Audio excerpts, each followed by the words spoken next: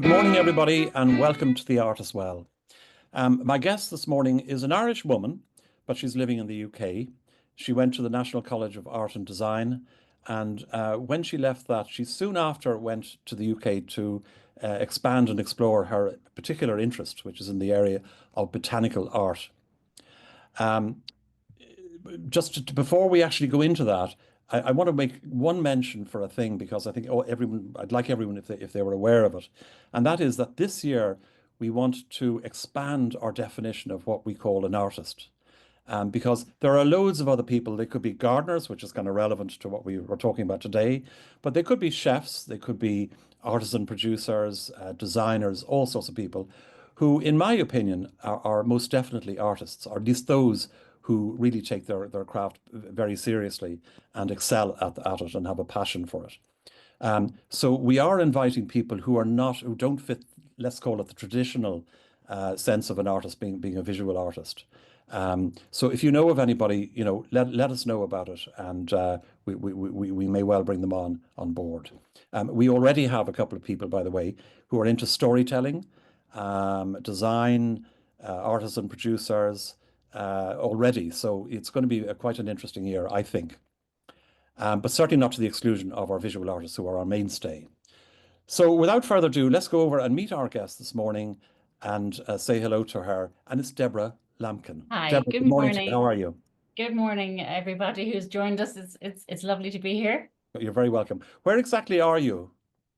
I'm in our house. We divide our time between London and Sussex at the moment, Yeah. and I'm in my studio in Sussex, Yes. which I won't be showing you because it's not really like an artist studio. It's just my office. I don't need much room for my work because most of my work is quite small. No, but we will have a look at what your extended studio, which is in fact the Yeah, garden. We'll have a yeah, look exactly, at that in a exactly. while. We're very lucky here because we're in a lovely setting. It's why we chose to come here, Yeah. where we've got the South Downs on one side and we've got the Amberley Wildbrooks on the other side. So nature is out there on our doorstep, which is fantastic and which is a great inspiration always. So you divide your time because obviously when you're doing a lot of work with Kew and the likes, you need to be in London. I do, yeah, Yeah. yeah, So is yeah. it sort of half the week in London, half the week in? It's just we kind of make it up as we go along, depending on our work. Okay. And obviously, for many years, our kids were in school in London, and my husband was working in London mostly. And so we were pretty much based in London, but we come down here at weekends. But Mm. more and more, now that our kids are grown up, we can spend more time down here, which is Yeah. great. Yeah. And so now like my husband does 3 days of work in the office. So, you know, we can nearly do 4 days down here in a row Yeah. and then we go back again. So we don't particularly envisage living here permanently. I'm not sure if I'm ready for that yet, but at the Okay. same time, Mm. we're, we're a bit nomadic. We're Yeah. coming and going all the time. I know. I know. Can we go back to your sort of your childhood and your family and your upbringing and Yeah, so? sure. Where were you born? Yeah. Well, I'm a Corkonian, Hmm. and I'm the youngest of a huge family of 9 children. So Wow. Yeah. all born in Cork, and my parents were from Cork. And my dad was with the Munster and Leinster Bank. And when it became AIB, they had to move to Dublin because obviously the job was the Yeah. be all and end all that kept the ship afloat. Sure. So they had to move up to Dublin, lock, stock, and barrel with 9 kids, which I just think must have been the most um, terrible thing for them to have to do at the time. A lot of But people to cart around, that's for sure. yeah, just to try and find schools and everything, it must have Yes. been a huge endeavor.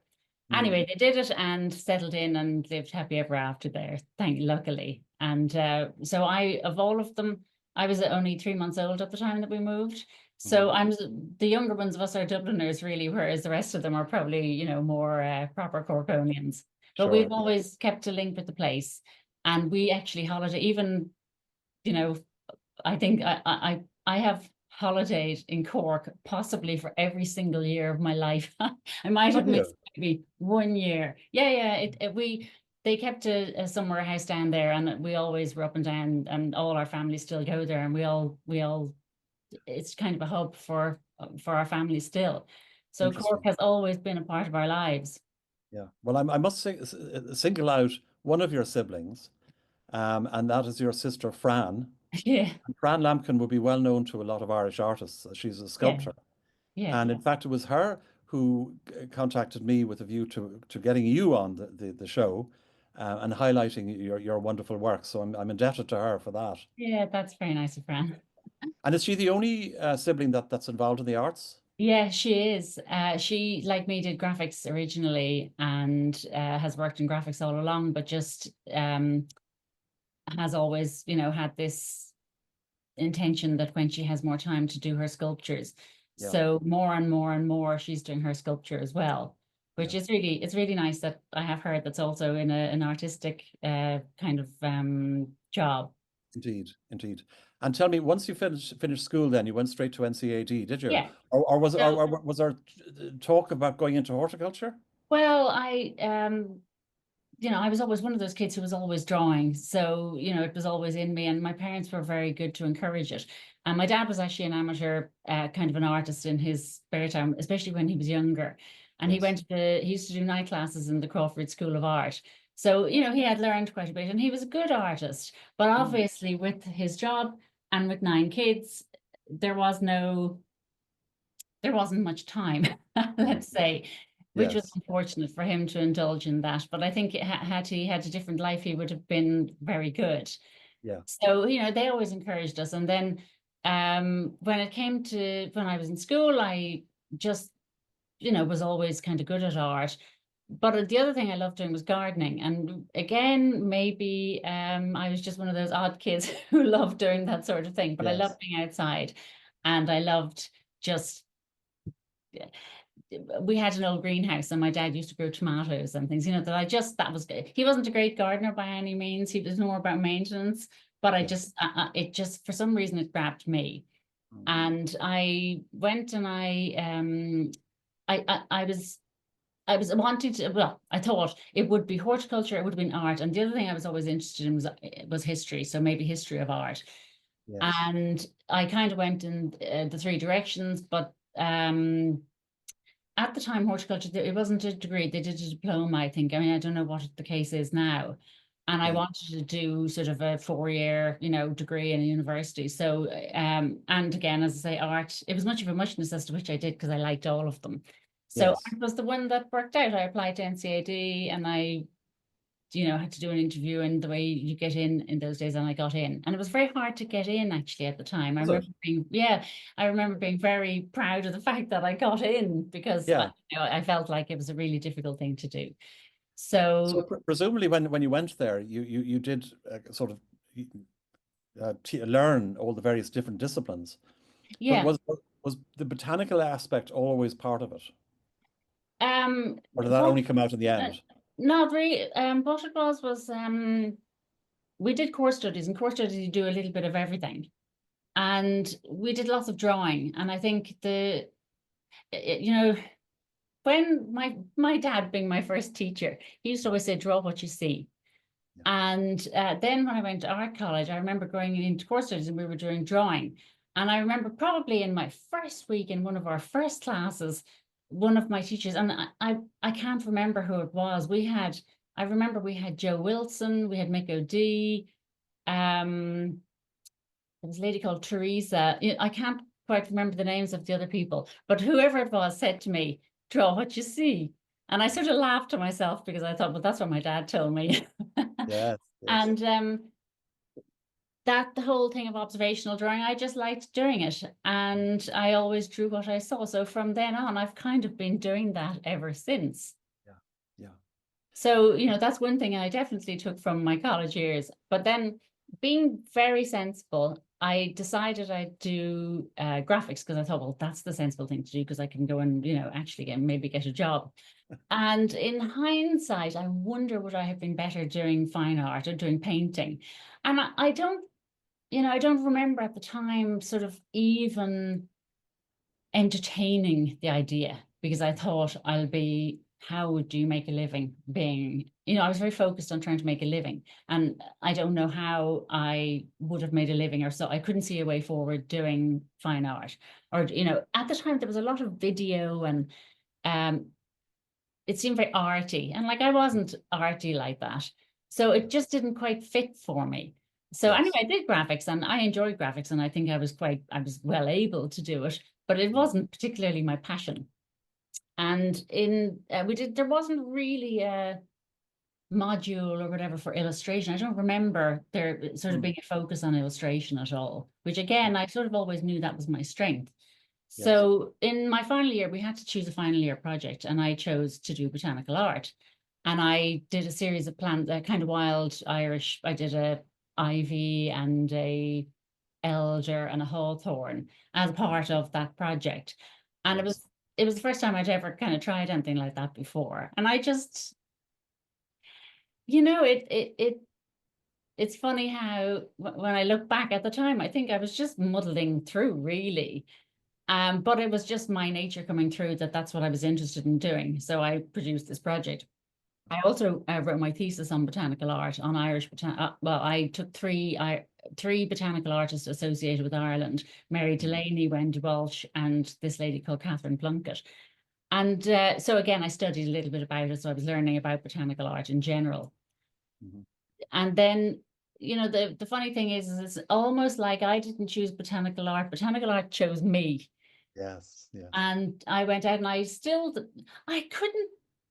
couldn't think that I could make a living doing it. And I think that's why I kept saying, oh, that thing, I can't, yeah, I love doing it, but who can make a living doing that? Yes. I know. So I went out, and it was a kind of time that actually when I left college in 91, it was hard to get jobs because there was a recession at the time. So I think all of us who left, a lot of people went abroad. A lot of people, we all took any job that we could get. So people were Mm. working in printers and working in small design firms, and just we were all trying to get established. And Really. what did you do? Well, I did various different things, and I went to London actually for um, a short. I had one job that I got fired from. That was my first Okay. job. Spill the beans. Tell us all. You say no more. And then after that, I went to London for a short while. And I was doing work experience in the National Magazine Company, and it was brilliant. And I thought, this is it. This is definitely, what I want to do. But Yes. meanwhile, I was always painting and always doing botanical painting. So ultimately, when I was there, I was only, I think I was 21 or something at the stage, but my father became ill. He had a stroke. So I came home. And that, again, I sort of was thrown into a bit of, okay, I have no job and what am I going to do next? Yeah. And then I went to Spain for 6 months after a while. And Oh. even I remember when I was there, I was painting. I was always doing the painting. I remember painting a bougainvillea and a plumbago and verbena. I was painting the plants that were around me. Mhm. Again, never very seriously thinking I could do it, permanently.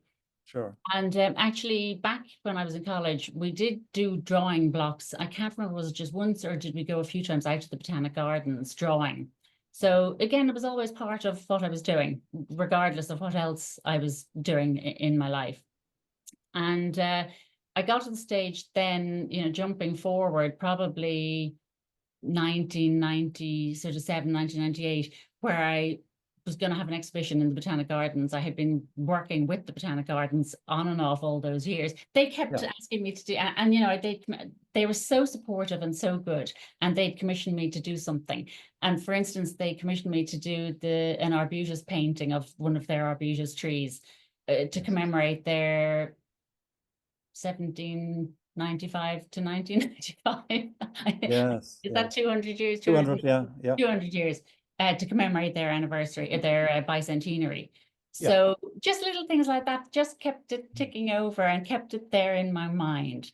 Hmm. So I then did a series. I wanted to produce a series of paintings that I could take to London for the RHS Botanical Art Shows, which are the yearly shows where they award medals to artists for their work.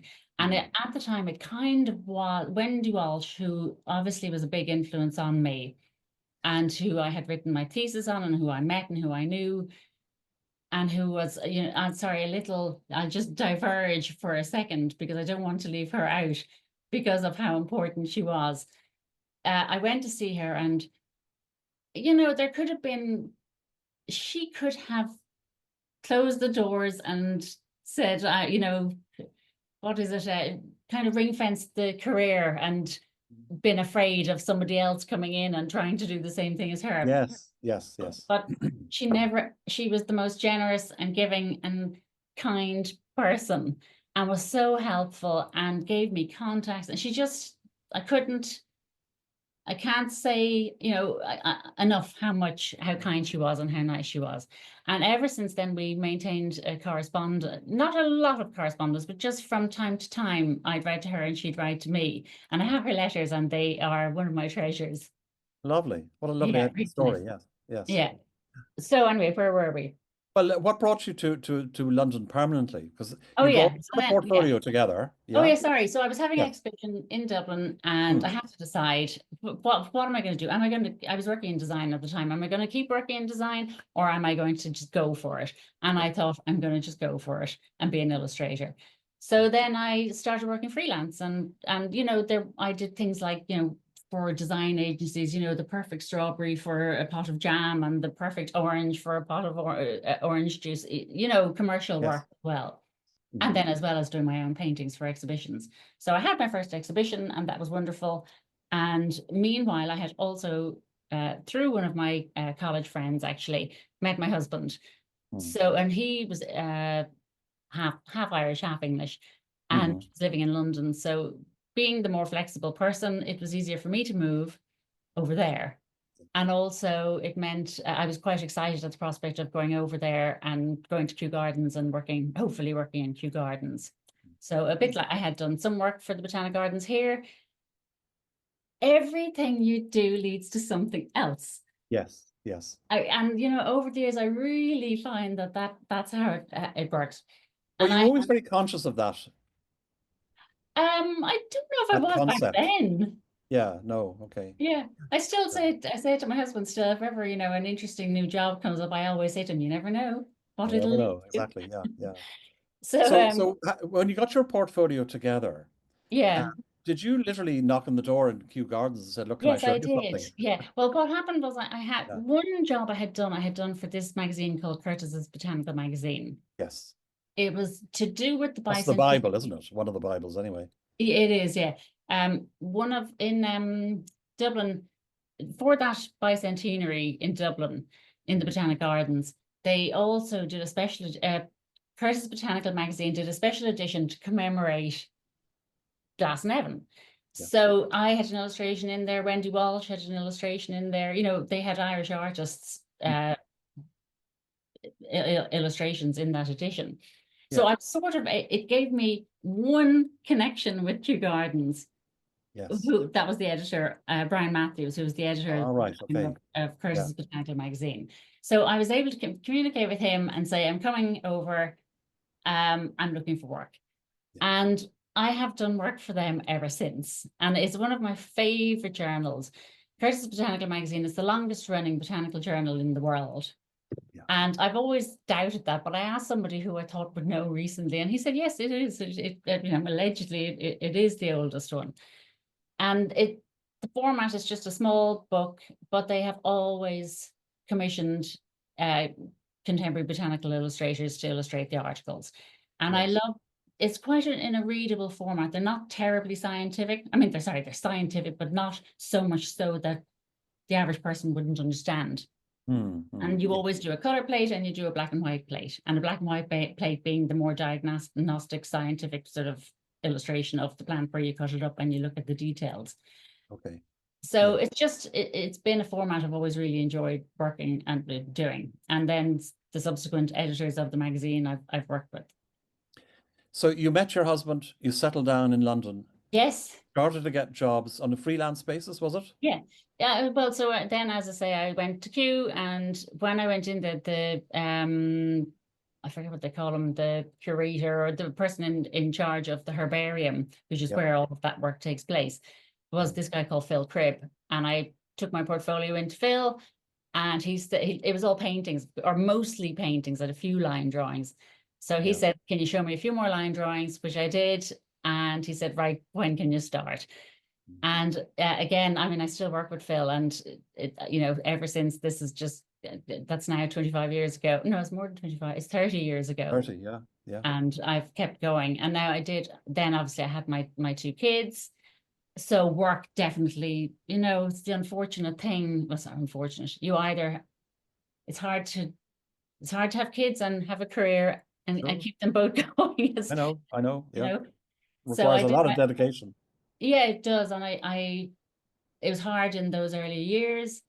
And I remember that first year after I had my first son, I had been commissioned to do 13 illustrations for Curtis's Botanical magazine for one edition. And at the same time, my poor mother-in-law was very ill and died. And when I look back, I just think, I don't know how I pulled the things together, but with lots of help, I did. And, And but, lack of sleep. yeah, exactly. Those few years, obviously, things were always a little bit tricky. And I did scale back my work quite significantly. Yeah, So, so since then, I've been working yeah. freelance botanical artist Mm. ever since, pretty Now, much doing the same thing. I know you're particularly noted for orchids, Yeah. but that's certainly by no means the sum total of what you do. No, it's not at all. I started out doing everything, and I suppose in a way I'm backing myself into a corner more and more. But Yeah. I don't want to only paint orchids. I always like to keep a few other things going as well at the same time. But at Yeah, the same time, orchids have become a very large part of my life. sure. I don't know how you want to do this, Alan. If you want to, I was thinking, could we maybe I could just say a little bit about the work in Kew first, and then I could move on Absolutely. to We've sort got of a lovely video of the quarantine, yeah, the quarantine yeah. house. Just to introduce, oh, sorry, kind of, you can play it and I'll talk through, I need Yeah, to talk through it, I suppose. yeah. But So, the work I do in Kew, I work either in the herbarium, but since 2017, I've been working on this really big project on Nicotiana. So some of you will know Nicotiana because obviously they're the tobacco family. Nicotiana tobacco is the smoking one. And it's not about none of this project is about smoking tobacco. And obviously we think smoking is terrible and we don't recommend you do it. It's this is a different part of the family of Nicotiana, and they're the Australian Nicotianas. And yes. they hadn't been that well studied in the past. And they discovered that actually there's a lot more of them and a lot more species than they had before, than they had realized before. Mm. So the scientists that I work with are going out to Australia and they're finding all these new species and they're bringing back the seeds and they grow them on in Kew. And because the plants haven't been tested for viruses, they have to grow them in quarantine. Yeah. So Kew has a special quarantine unit, which is where I do all of this work on these plants. Mm. It's a little bit like working in a machine. It's this building that is entirely contained, where even the wastewater is filtered before it can leave the building. Let's have a look at that now. Yeah, Let's have yeah, a look at that. yeah. This is it here. That's my little bit of Australia in the middle of London winter. Yeah. So this is going into where the bays are. Sorry, I'll explain it without looking at it. I know but it's the sort of building where you walk in and you put on sticky sheets to take any seeds or dust off your shoes. And there are showers and everything there if you need them. And then you go into a cold lobby, which is like a time locked door where you go into a little cold room and then you have to lock the door behind you before you can go into the next section. And then you go into the actual bays, they're called, which is the greenhouses where they grow the plants. And that's where they have all these Australian Nicotianas are growing. And the Australian Nicotianas are very interesting because they're genetically quite unusual. And one of the things is that originally the Nicotianas came from South America, but at some stage, around about 6 million years ago, one plant found its way to Australia somehow that they don't know how. And from that plant, it grew into lots and lots and lots more species. We don't know how many yet, but I think I've done something like 80 different species so far, drawings of different plants. Really? Yeah, Yeah. I've done, I think it's 40 paintings and 80 drawings or something like that, a lot anyway. But they're very interesting genetically. because that one plant that came to Australia had more chromosomes than they normally had. And that's probably why they had this very prolific, that they reproduced into so many different species. But Mhm. also, well, like one of them has this way that it interacts with viruses, and that species of plant is used to grow vaccines. So, they're used in science nowadays for Oh, things like vaccines. interesting. Yes. Yeah. Yeah. So that's why they're being so well studied. They also this a part of this project is in Austria, and also actually of course in Australia, but in Austria they do the sequencing for the genomes. So it's not just deciding that this is a new species by looking at it, they're also deciding it's a new species because they can see how far, sometimes you'll get a plant, and this happens with orchids, you'll get two plants that look very similar, but they are actually quite distantly related genetically. But you Yeah. can also get plants that look very different, but are quite closely related. I hope Mhm. that makes sense. Yeah, absolutely. Okay. Um, but tell me a little more about what goes on in that quarantine house, because it's not just the Nicotiana. No, Uh, no, no. anything that's found in customs in Heathrow or wherever else Yeah, that's apparently ends right. up here as well. Yeah, it's an interesting place to work. So Yeah. obviously they have plant health people there. So if there's anything in the gardens, there's some weird fungus or something that turns up that they need to have examined, they'll bring the plants to the quarantine house and they'll check out what is it. They'll identify whatever the pest is. But they also are the place that receives smuggled goods. So, for instance, if somebody has been smuggling a suitcase of cacti through, which I've seen Mm. from the States into the UK, and they were found. So the cacti are brought to, hopefully, the person will be prosecuted for the start, and then the suitcase will be taken to the quarantine house and they're opened in a secure space, obviously Yeah. in the unit, and they have to be careful because there could be not just pests, there could be a snake or something in there. Yes. Yes. So Yeah. and obviously then plants. So plants that are very rare, they'll keep, but plants that are, if they're just common and they don't need them, they have to just be incinerated, unfortunately. Yeah. So that's another interesting thing that happens there. But also, I think there's wood that is illegal to be bringing in, and often, furniture will be imported or something, maybe from I think it was China, might have been Vietnam, I can't remember. But there are certain woods like ebony, they're not allowed to move them around anymore. Yeah. So those kind of things. Sometimes wood comes to the quarantine house to be identified as well. So there's lots Yes. of interesting things go on in there. Okay. There's another piece I want to show, and that is of you painting one of the Nicotiana leaves. The reason I want to do this for the artists amongst us, as against the botanists and so on, is to just show your technique and how you Yeah. approach a drawing. Okay. So Yeah. if we can share this and Yeah. maybe talk through it. Okay. Yeah. As a part, just because when you paint or draw plants, and like doing all the Nicotianas in Kew, it really I find it really helpful to look at as many different species in that family as you possibly can, because you learn about them and you know what to look for and you know what to expect.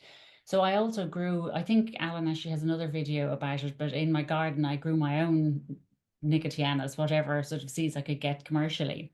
Yeah. And this was one of the ones that I grew myself, which was the Nicotiana tabacum, which is the smoking tobacco. And the now you can get them. I had beautiful red flowers on this one. They're quite beautiful to look at. They could be garden plants as well Very as, decorative. Yeah. Yeah. yeah, as well. Yeah, I mean, I don't think people grow them for smoking. Maybe they do. I certainly didn't anyway. Yeah. But they have these absolutely enormous leaves, that the leaves are as big as that leaf was probably about 60 centimeters long. I mean, I had to pick a leaf that would fit that page, which was a Yeah. half sheet. They're that big.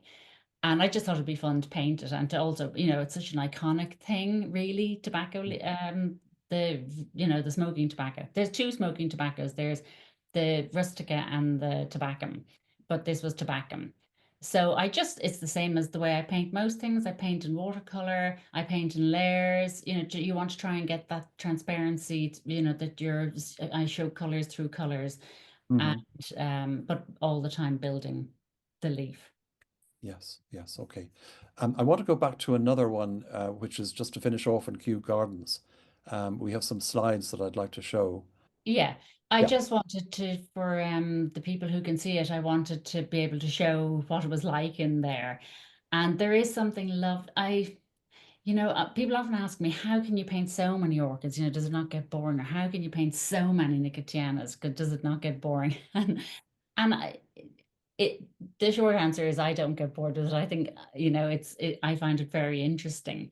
And to walk into that room, and maybe it's because it's Nicotiana, maybe it's addictive or something, but in the middle of winter, especially to walk into that room where it's warm and the scent of the Nicotianas is just wonderful.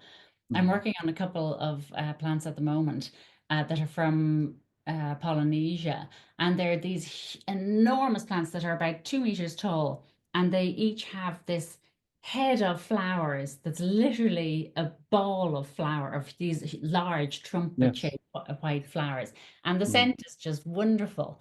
So, it's a very pleasant place to be. And what would you not like about drawing drawing flowers. But I mean, you talk about the variations of Nicotiana. There's hundreds of variations and hybrids of orchid, aren't there?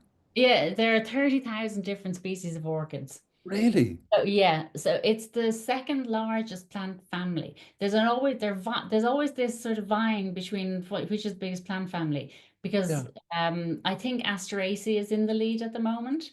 But Hmm. with orchids, there are usually about 150 new orchids described every year. So either newly found or newly described, basically. So Wow. it's Okay. growing all the time, and each one is growing a little bit, ahead of each other. So there's kind of a race going on, And really. you need to document all of these different Yeah, ones. so no, not all of them. No, but With the well, with the Nicotianas, I say we don't quite know how many there are, but I don't think there'll be anything like that many. I imagine they must be coming to the end of it by now.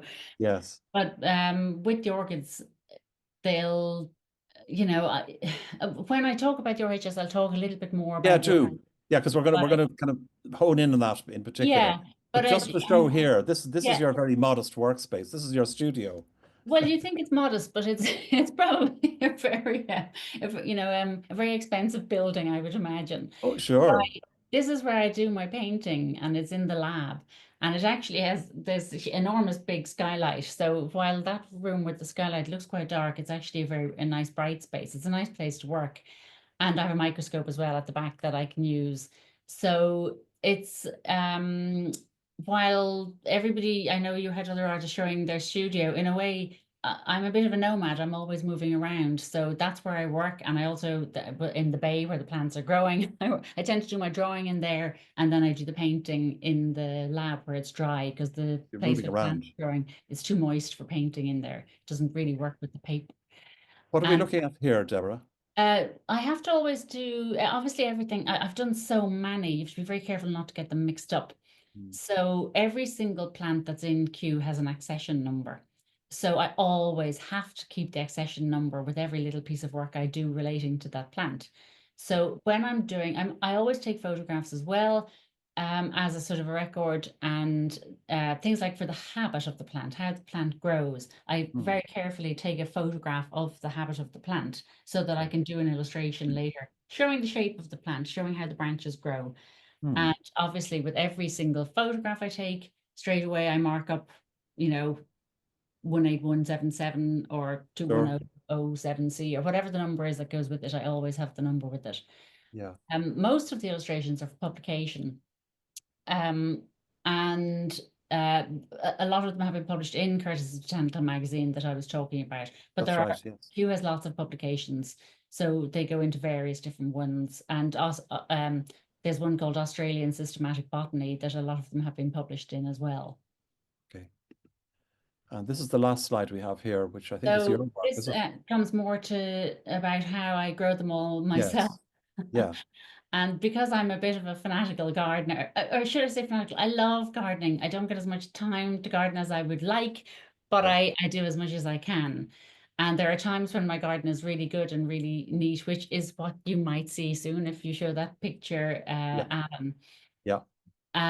But there are also times like now where it's like a pool of mud, and I've neglected my vegetable patch, and everything's a bit neglected, and it's just so wintry and bleak out there at the moment. I don't have much incentive to get out there and do any work. But Okay. I always try to grow some plants to paint. And mostly because I do classes as well, it's always nice to have plants ready to go. And I Yeah. plant things like one year I sowed gem corn, and I don't know if anybody, I'm sorry, one year I've actually grown them lots of years. I don't know if anybody here who are, I think any gardeners or artists would be interested in gem corn. I haven't given you pictures of them actually, Alan. I'm sorry I haven't. They are the corn cobs that come out in different colors. And sometimes Oh, they're all yes. different colors, or sometimes I've they're seen any them. color. Yeah. And they are the most magical things to see when they're fresh, when you peel off the green leaves. They literally are like, I had one that was red one year I grew, and they were like rubies on the outside of the plant. I mean, I recommend anybody if you can get seeds to grow them, because they're just such a beautiful thing to have. I defy anyone not to want to paint them as soon as they see them, because they're so Sure. wonderful. Yes, I have actually seen photographs, I think maybe from you, You but may. we didn't put them up. Catherine Gagan has asked, do you grow your own or breed your own orchids? I don't breed them. I do grow orchids. And Grow. again, I have a weird motley bunch of orchids that are often things that have bought in the past to paint, or that Yeah. have been given to me by other people to paint. Mm. So, whatever has managed to stay alive, I still have them. And, you I'm going to know, show your garden now. Sorry for yeah, putting it yeah, yeah, on. go ahead. Just show that and you can talk through it. That's my garden looking particularly good. And I Isn't think it it looks like beautiful? Yeah. it's mostly kind of meadow, and I cut the grass. It's about 30, I think it was 30 meters by 10 meters or 11 meters. So a Okay. lot of people will have a vegetable patch, and I do have a vegetable patch, a very bad one, but I have all my plants growing in there. So Yeah. I've often grown nicotianas there, and I grew quite a few asters there last year, because another project I had been working on was it's called the American Prairie in Wakers Place. And Wakers Place is the other Kew Gardens that's in the countryside, which I do some work at from time to time. And Okay. they are doing this study on American prairie plants, because obviously they're plants that can resist drought quite well. So they Yes. could be useful garden plants. Okay. And these we're looking at various different nicotianas, aren't we? Yeah, yeah. Yeah. There I was showing the plants that I grew myself, and I Mm. was just trying to sort of put down notes about as many different species as I can. And it was very interesting to see how some of these plants that are, foreign plants Mm. growing over here. And one plant in particular, a pink nicotiana, the This bees one. love, no, the previous one actually, the Oh, kind of okay. salmon colored one. The flowers are very bell shaped, and the bumblebees just loved it. Every time I looked at it, there would be several bumblebees on the plants. Yeah. And there's this other one that actually has two different colors of flowers on. It's called Mutabilis for that reason. It Mhm. has kind of pink flowers and yellow flowers on on the plants at the same time. And then the red tobacco that has these lovely red flowers. And all of the plants have a nice scent. And I think a part of the scent comes from a lot of nicotianas have what are called glandular hairs, hairs with a little drop of fluid on them. So when you touch the plants, your hands get wet or kind of sticky. So I often, if I'm cutting them, I use rubber gloves when I'm cutting up the plants. Again, most of the other nicotianas, they don't have the same sort of nicotine in them that the tobacco has. But obviously, I'd be very careful when I'm handling them. And can Yeah, you buy so those in seed form or from a grower or anything? yeah, I bought them I bought them in, yeah, seed. Yeah. So Oh, you can. Okay. yeah, Yeah. you can. Yeah, there's a lot, I can't remember where I got them from. It might have been Chiltern Seeds. And of course, with Brexit now, I don't know how it works with. Well, all I can say is you have much better opportunity to get a wider variety of plants from all over Europe than we now do, Really? unfortunately. Yes. Yes. Hmm. I suppose that is the case. Yeah. Yeah, because I used to get orchids from occasionally to paint from Holland or Germany, but obviously Mhm. now I can do it, but I have to pay customs. Yeah. So, and obviously we have to be careful because of CITES. So you have to, I want to be legal about the way I do the things. So I have to Of be careful. course. Of course. Okay, I'm going to share this PowerPoint where we have a number of slides that Okay, we'd so like to we're show. coming. Yeah, Yeah. my other big job, which has kind of been my other predominant job, which I got through my work at Kew, is working for the RHS, the Royal Horticultural Society. And I've been painting orchids for the Royal Horticultural Society since 2005. And the just it's hard to explain, but to try and do it as succinctly as possible. The RHS has several plant committees, one of which is the Orchid Committee. It's the RHS's source of expert advice are these committees.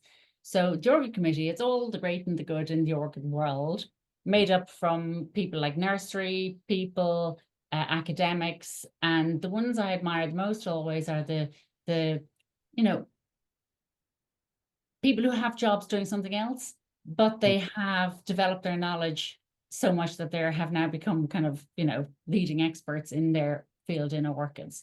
So, people like there's a GP, there was a former GP, a psychiatrist, and even the chairman at the moment is a reverend. But they're people who have just dedicated their lives, their sort of hobby to orchids. And anyway, the Orchid Committee has always commissioned an artist to paint their awards. And it's so that they build up a collection and that then, for instance, I will paint one orchid hybrid, for instance, and then when that same cross of a plant is brought in, the old painting and the new plant are compared to Mhm. see which is bigger, which is better. Is this a development in the breeding? Is this better than before? Is it worth giving an award to? So paintings are used all the time. And it's a system that has continued because Mhm. it works. And No. Yeah. and now they also have them on screen now. They often show the paintings on screen just to compare them because the paintings are all in the library collection, so they can't be taken out Yeah. unless we're actually in the RHS where we can get the original paintings. So we have meetings all over the place. The first, I know the photo you showed at the beginning was in this very grand room in the RHS. Well, it's not all like that. A lot of our meetings, it might be Yeah. in a marquee or in a nursery with water dripping around us. We go all over the place. We go all over the country, and they meet about once a month. And they give awards to orchids, and you never know, will there be 10 orchids to paint, or will there be 2 orchids to paint, or will there be no orchids to paint? And I've had as many as 15 flowers to paint after the meeting, I which see. obviously can be a big challenge. Yeah. And Yeah. it's so it can be quite challenging at a time, but it's a really good training. This Mm. thing, painting fast, working fast. There's none of this, oh, I have to wait till I feel like painting, or I have to paint something I think is really beautiful. It's an exercise. I have to just go for it. And I just think it means you can do anything. I can paint anything. If you put it in front of me, I'll paint it.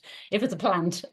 Yes. Take flowers home and I put them in Yeah. my fridge. And I obviously then orchids by and large are very forgiving and they last quite well. So, Mm. maybe a week, some of those leathery, plasticky looking ones, they last for ages. I put Yes. the stem into a phial of water and I lay them on cotton wool or on something soft and I keep them in airtight containers in my fridge. Some of them, like a Stanhopea, which I think we have a picture of, they last for a day and then they're gone. So it's just really, really hard to try and capture them. And of course, they always flower in August or sometime when it's really hot, which makes it even more Yes. difficult. Yes. Okay. There are some orchids that are kind of superstars. and obviously are great to paint. Sorry, if you just go This back, is an extraordinary one. Yeah. yeah, if Oh, you just go back to that Phragmipedium Kovackii, yeah. it's very, very, I'm very lucky with the orchids I get to paint because they're grown by expert growers, so they're perfect flowers, perfect plants, and also very rare and very unusual. Often the first time it's flowered in the UK or in Europe. And people bring orchids from, we have orchids, fairly regularly from Japan, from America, from Europe. They're coming from everywhere. Yes. The RHS is the central registration for orchid hybrids. So that's why it has, just historically, it's the center of it. And that's why the people bring the plants here. Yeah. But something like this Kovackii painting, it's just, it was discovered in 2001. And it's very unusual to find an orchid that's so big because most of them have been found if they're that obvious. Whereas in 2001, they found this one in Peru. And it caused a huge scandal because it was smuggled back into the States and by a guy who brought it back to the Selby Botanic Gardens. And they, anyway, basically they smuggled it back in and they got caught. and they were prosecuted, which was fair enough. But Yes. it's a really, really, really spectacular orchid. And I painted this a good number of years ago. I wasn't the first person to paint it. There's a little bit of, obviously, we're very proud to get to paint the first, when it's a very famous orchid like that, but it had been painted already by another orchid artist called Carol Wooden in America, who's wonderful, and she did a wonderful job. So, So, but orchids, did, yeah. I was saying to you that there are 30,000 different species, and Mm. I've painted more than 500 orchids, not 500 species, but 500 plants. I don't know how many different species I've painted. I've never checked, but lots Yes. and lots. Yeah. But there is an orchid for everyone. I often hear people say, "Oh no, I don't like orchids," and I just think you haven't seen them all. Well, obviously not of the 30,000 of Yeah, them. exactly. And there are orchids for everybody. Yeah. There are orchids that, they're just so spectacular and they all are so different. So if you want to go through those pictures, Sure. Alan, there are orchids, some orchids are, classically beautiful, beautiful colors. And obviously they're such a joy to paint. But then there are the other orchids that are the kind of weird and wonderful ones and have such interesting shapes and twisted petals and just all kinds of things. And some of them are absolutely grotesque. So, Well, I think we're coming to a grotesque one, aren't we? well, I don't think that's grotesque. I No, no, no, we haven't come to it yet. yeah, that I think of these ones as all being fairly beautiful. Yeah. Stanhopea, they're just the shape of them is so strange and unusual. And anybody should look at them and just see the shape of them because they're just intriguing. Yes. The Stanhopea is the one I was saying that they just don't last long, which makes them really challenging to paint. Bulbifilms overall, it's a huge family of orchids. But whenever I see something weird, I always say, bet that's a bulbifilm because they're always weird. And there's one that you're showing a picture of at the moment that is, it's really stinks. It's pollinated by flies. So you can imagine what it smells like.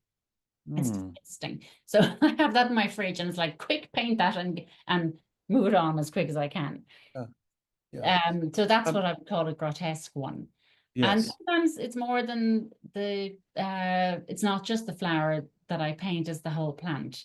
So it just Mm. depends. So many different jobs are every day is different and all the jobs are different as well. Yes.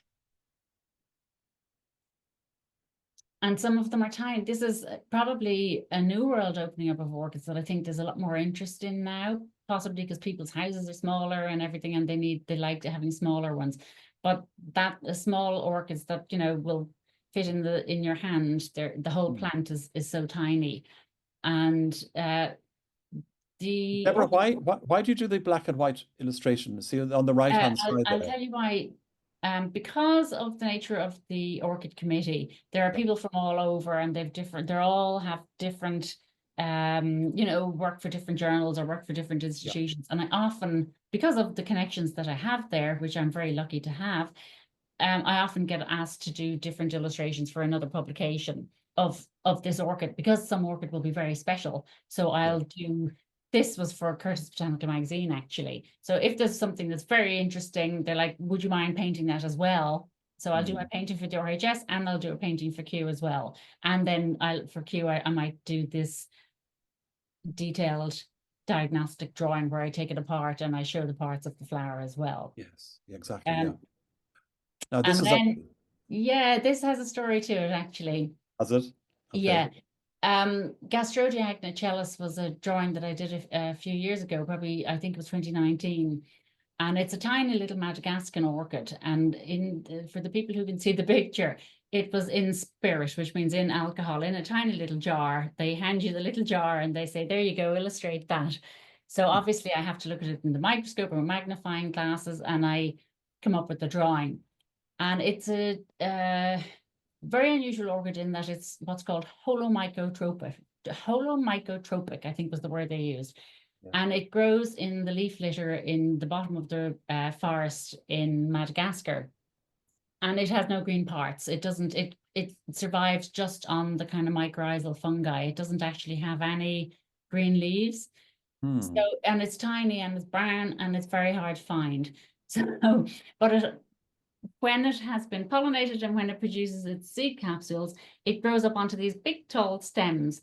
So they were able to find the seed capsules, but they found it very hard to find the flowers. So anyway, they did eventually find the flowers and they were able to describe it. So this was the drawing of the new species that I did.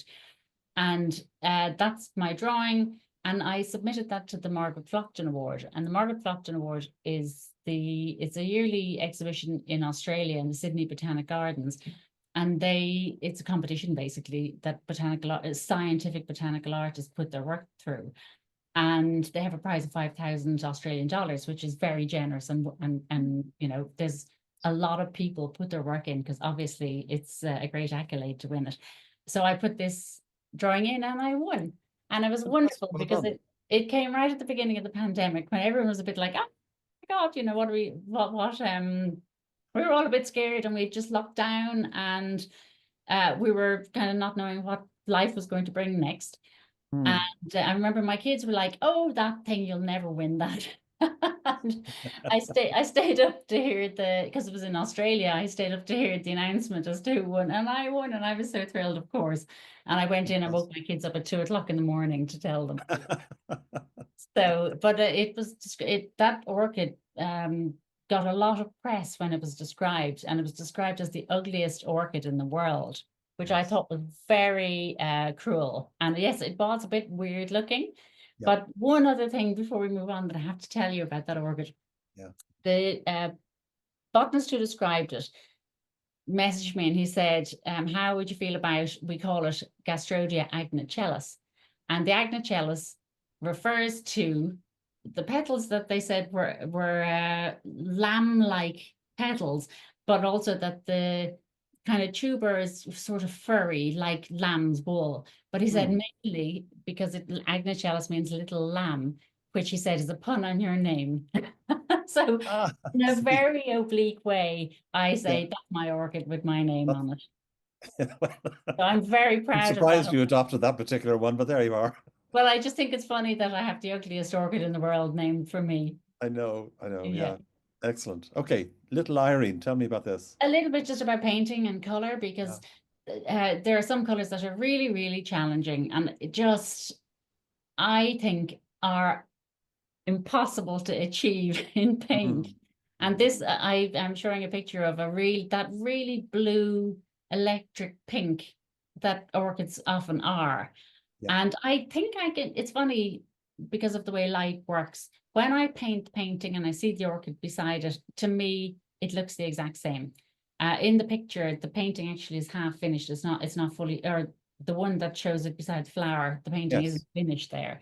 In the left hand one, it is finished.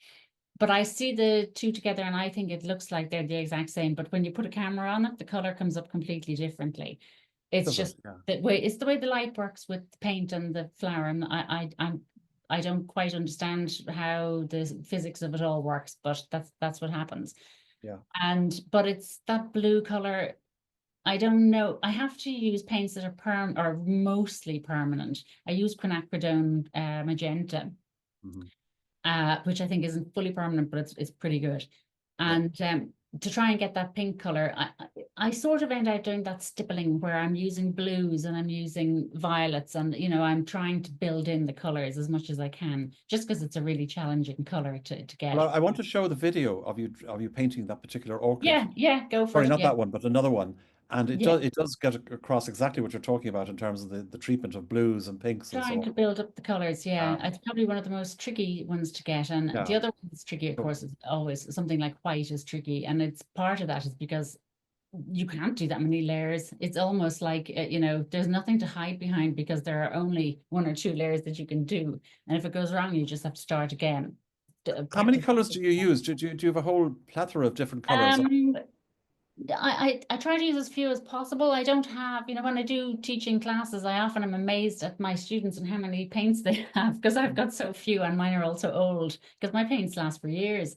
Yes. And I kind of use the basic six colors. I use Winsor and Newton usually watercolor. I have others, but that's my kind of main ones I refer to all the time. But I Yeah. also have some colors that I buy in tubes that are just I find easier just because I use so much. And one is quinacridone magenta, neutral tint. What else do I use? Um, can't remember. Windsor violet, I think. Right. Windsor purple. Is it called Windsor violet or Windsor purple? And That's one of tell them. me about paper and about brushes. I use I for a long time was using Fabriano hot press paper, which they've changed the way they produce the paper, and it's now Mm. very rough and it's awful. I don't like it anymore. It's like blotting paper. But I Yeah. know I'm using Saunders water for it, which is better. It's still very soft, but I use, I don't like it as much as I used to like my Fabriano. But I Mm. use the, it's fine. It does the job. It's fine. Yeah. And paint brushes, I buy some cheap nylon brushes and I buy some sable brushes, which are really expensive. And I Yes. don't treat them like I should, I'm afraid. That's okay. I don't know. They Some don't people are very last. precious and others aren't. Well, some people say their brushes last them forever, but mine don't. They just I find the hair start falling out eventually, and I don't know, is it that the water, like when I'm in London, the water is very hard, so maybe that's a part of it. Mm.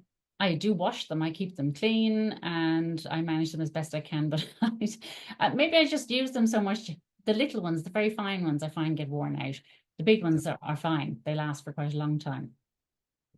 You must have the steadiest hand I've ever seen on anybody.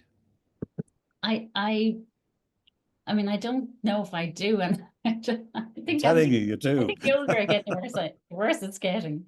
Yeah. Yeah.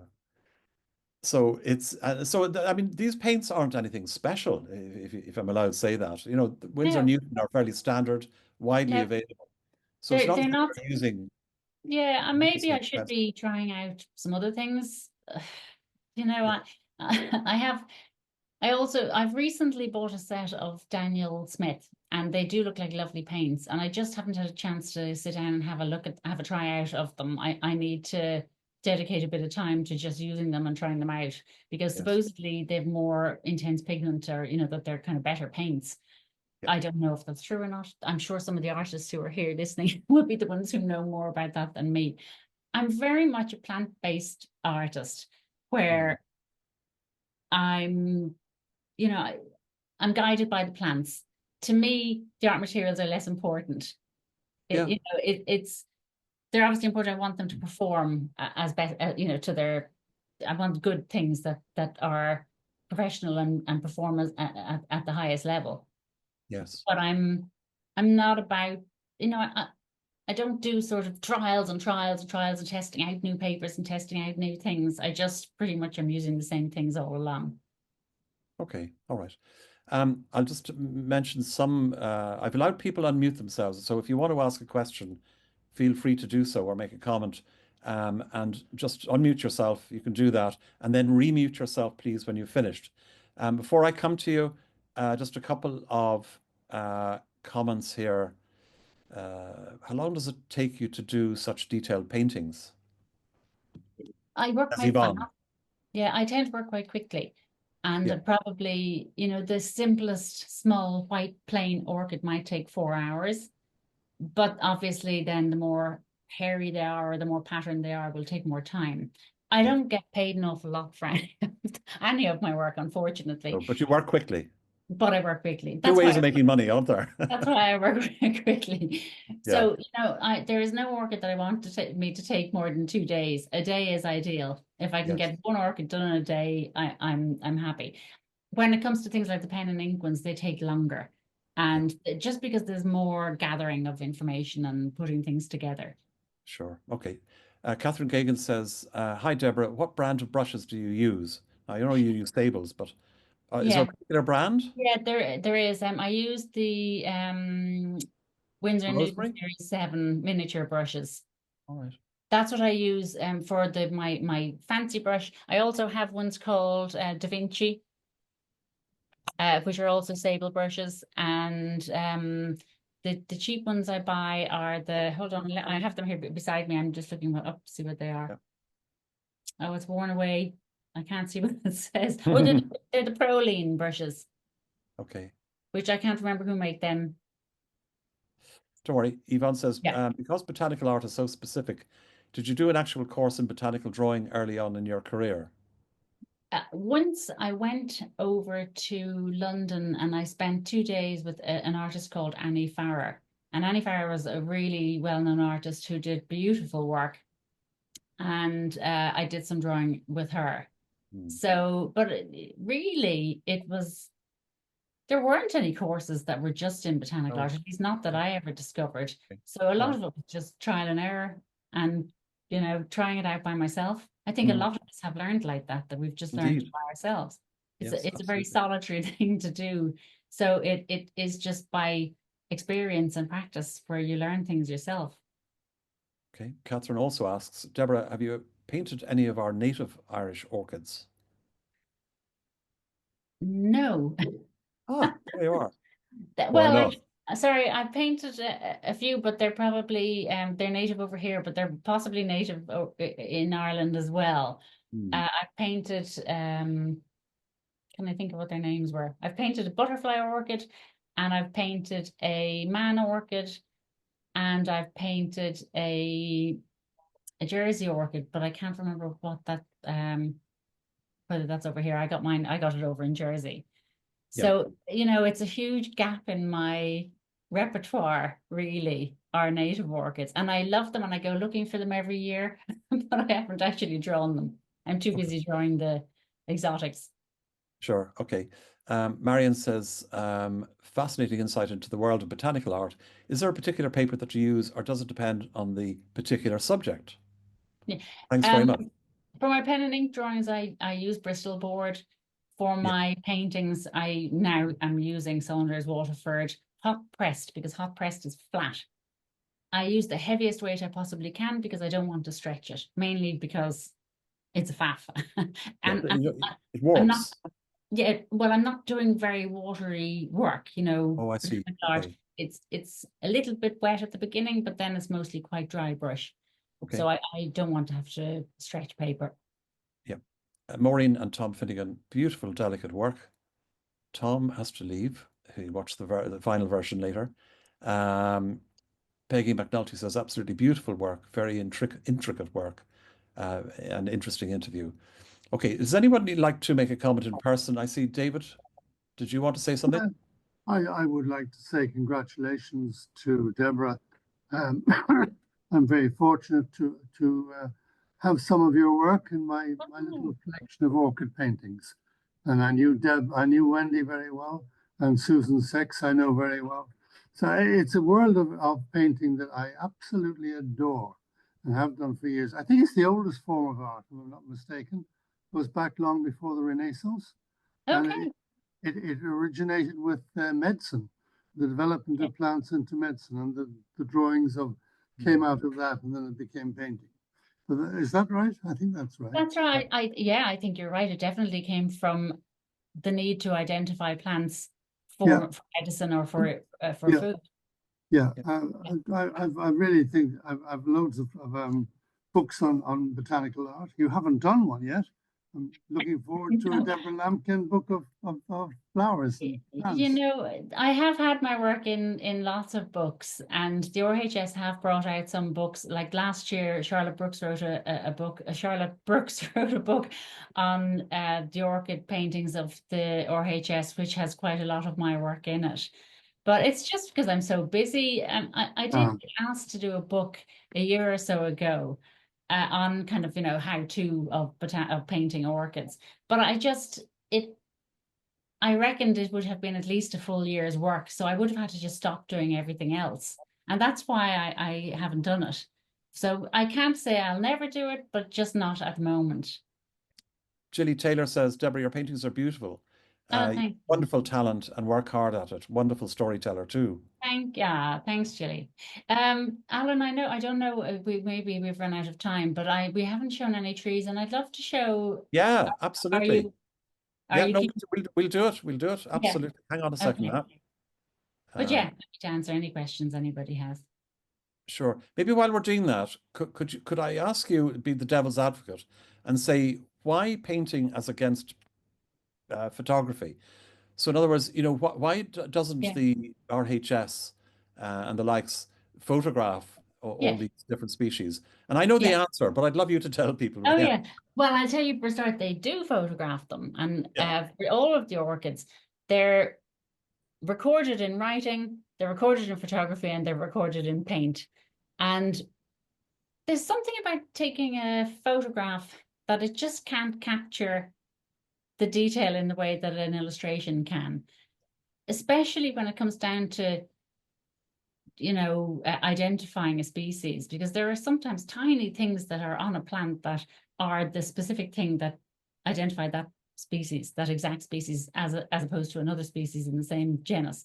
Hmm. So I can hone in on those little details and I can show them. And yes, a camera can do it. And there are photographers out there, artists, I would say, actually, Yeah. who do botanical illustration, but they do it in photography. So they have all little pictures of all the different important parts of the plant. But it's also very time consuming and very, detailed to try and do that. Yeah. But it's, one of the reasons botanical art has kept going. It's not just tradition, it's because it works. And Yes. botanists choose an artist to display their work over anything else. They're still doing it that way. No, I think that's very Does that telling. answer the question? It absolutely answers the question. And I mean, there's all sorts of things like depth of vision and Yeah, what you're doing there is you can accentuate certain parts of a plant yeah, without over egging it yeah, as such, but you yeah. can accentuate characteristics that Mm. really a photograph can't do. No, but when I always paint from life, Mm. and having a plant in front of you, there's no substitute for it. You can take it, you can move it around, you can see where does that leaf join on, where does that flower, you can really examine it and you can really look at it properly. Whereas when you were just looking at a 2D image in a photograph, you can't see it properly. Yeah. And also just the little nuances of the light on it, you can just see it so much more clearly when it's sitting there in front of you. Okay. One thing I love to ask people who excel in their careers like you do is what do they do when they're not doing what they're doing? And yours is interesting because it suddenly goes back into the garden again, doesn't it? Yeah, I sort of take a busman's holiday, I Yeah. suppose, in a way where I, I go to the garden and I manage to look at plants, and I go to someone else's garden and look at their plants, or I go to someone else's exhibition and I look at their paintings. My life Okay. is entirely immersed in Yes. my subject. It's So what I I've got love three doing. slides to show, Yeah. But Deborah. I'm I've very, talked through them. very, very lucky that I like work. So I like my work. I like working. I like being busy. I like keeping my hands busy. So I probably, even when I'm taking time off, I'll be knitting or I'll be, I'm always doing something. Yes. I Yes. just wanted to get these in, Alan, because I'm enjoying doing them so much at the moment. I don't just do my job. That's either orchids or nicotianas or, kind of work. I also, at the moment, I'm trying to carve out a bit more time to do other things. And I'm really interested in this idea of trees being as individuals.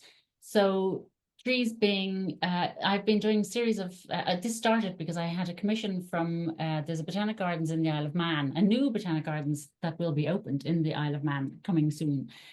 And they commissioned me to do a whole series of trees, iconic trees for one of their buildings. And it really struck a chord with me, these iconic trees. So it's not drawing something like I usually do to identify a species. It's a portrait. So almost like a portrait of a person, it's a portrait of this individual tree. But since then, I've just been sort of wrapped by this idea of trees and how, you know, like in Kilmacurra, in that terrible storm you had a few weeks ago, they lost something like 80 trees. They lost a huge amount of trees. Did they? And I just think trees are so precious, our trees that are, especially our old trees. And I'm trying to, you know, identify a few that I like in particular, and I'm drawing them. So I've been drawing these trees, and I think anywhere I find a tree now, I'm taking photographs. Most of this I have to do it from photos, unless it's a tree that's near me. One of the trees that you're showing is actually a Japanese tree. It's one of the oldest trees in Japan. It's called Jomon Shugi, and it's a Cryptomeria japonica. And the other tree, I think, if you move on, Alan, I have, that's my most recent one I did, is an apple cordon, you know, kind of, I'm not sure if that's apple or a cordon. I think it's called a cordon, the way they have trained it. And Trained it, yeah, yeah. I love this idea that it's almost like a bonsai. This tree has been artistically trained over many, many years, because I think these trees look quite old, into this shape. And I just think the way they're sort of a fan shape, they're really beautiful. I've also painted a tree or drawn a tree. These are drawings with pen and ink. I've also drawn one with apples, and they're from a garden that's close to us here in Sussex. And then the other one I did this year that I thought, I know it's a dead tree, but I'm also very interested in this fact that even when the tree is dead, it has a new life. It has another life beyond its life as a growing tree. And it's this tree. I did this as a private thing for a big birthday present for one of my sisters. And this is a tree that's in Fairview. I'm sure some of you who live in Dublin might know it. And it was sculpted when the tree died. The Dublin County Council asked this artist called Tommy Cragg. He's a UK artist who carves animals in wood.